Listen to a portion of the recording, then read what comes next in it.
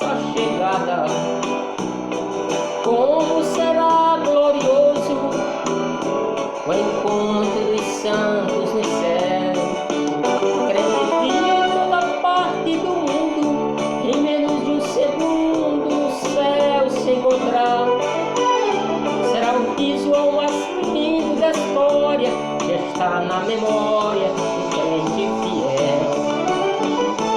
Em ritmo de orquestra celeste, iremos participar da ceia mais esperada.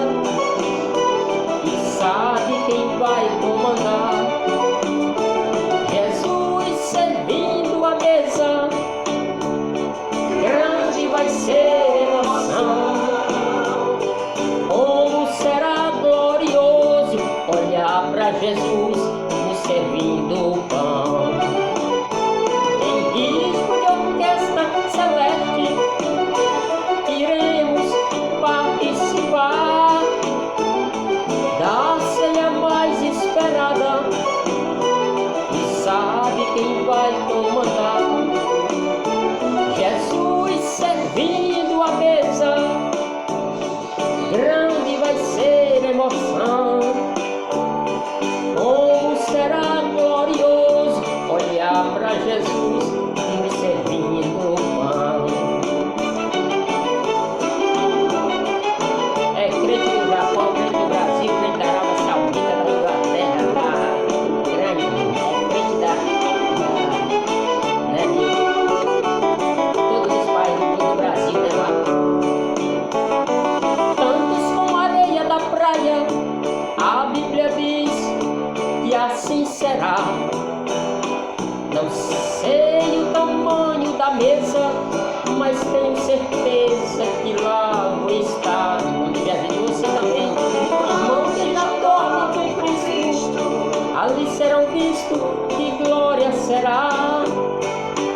A igreja de Cristo presente, é neste ato solene que nós vamos cear. E é Jesus que vai dar o pão e o vinho. Iremos participar da ceia mais esperada. E sabe quem vai comandar? Jesus servindo a mesa. Grande vai ser a emoção. Como será glorioso olhar para Jesus nos servindo o pão. Em ritmo celeste, iremos participar da ceia mais esperada. E sabe quem vai comandar? Jesus servindo a mesa. Grande vai ser a emoção. Como será glorioso olhar para Jesus nos servindo o pão. Como será glorioso olhar para Jesus nos servindo o pão.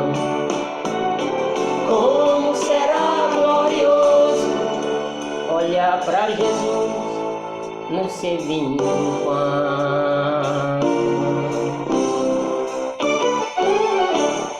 Essa ceia no canal do cantor José Gomes.